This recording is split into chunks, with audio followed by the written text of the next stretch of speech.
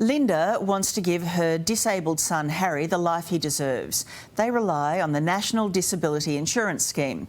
But like many families, Harry's funding has been slashed, and with money already tight, they don't know where to turn. Jenny and I have been blessed. We've got 2 children that haven't had to go through that. And so for parents with children who are disabled, I can only try and understand. We've been blessed with 1 child with a disability and 1 without. And our expectations of those 2 children of ours deserve the same access to everyday life. And it shouldn't be so hard, but it sadly and clearly is. And it's not fair. It's not okay.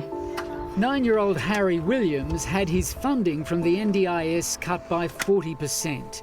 With money running out, Harry's mum, Linda, says she doesn't know how they'll survive.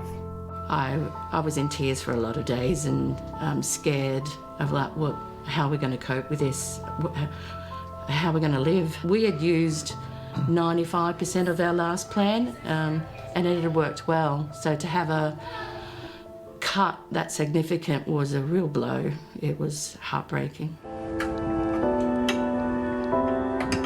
Harry has a rare genetic disorder called Duchenne muscular dystrophy. And gradually he loses every muscle in his body as it breaks down, and that includes the ability to walk, ability to lift his arms, his respiratory muscles, and ultimately his heart. Obviously, Harry's condition is devastating and it's only going to get worse as he gets older, so he's going to need increasing care. It's progressive, and the average lifespan for those diagnosed with it is currently late teens, early 20s.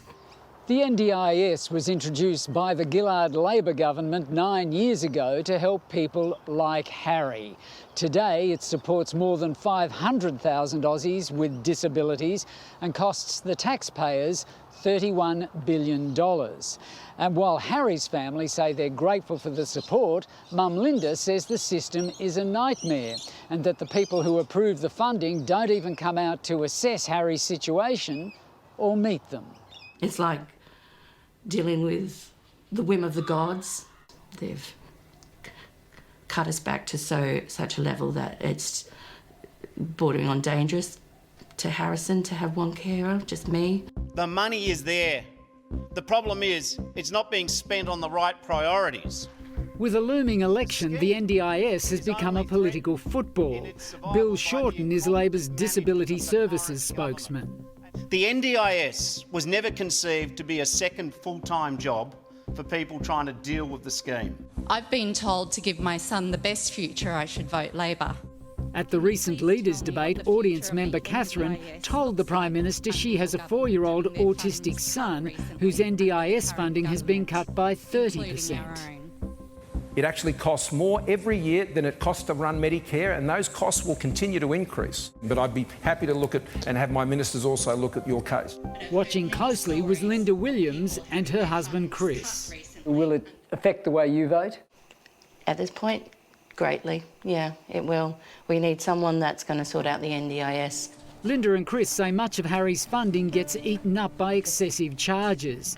There's a maximum the government will pay, so all the providers automatically charge at the highest rate. They do it all across the board, no matter what provider we've used. We do hear that there are some service providers who do charge more for NDIS participants than what they previously did. But the thing is, people with disability are not rorting the system. Mary Sayers is CEO of the not-for-profit community organisation Children and Young People with Disability Australia. We need better market stewardship from government to understand who the providers are, what are the costs. Harry Williams requires care 24/7, but with his funding cut back, his exhausted parents, who both work, say it will be left to them to care for him most of the time. They have appealed, a process they say took 3 months and cost another $1,500 of Harry's funds. Now they're sweating on a decision. We're not asking for anything that we didn't previously was approved for and that Harrison actually needs.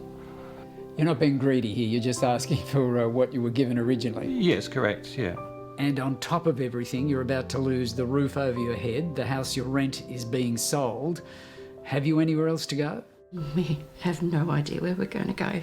While the Williams family face a bleak future, NDIS critics say the scheme is too generous and that the government needs more control to stop the rorts.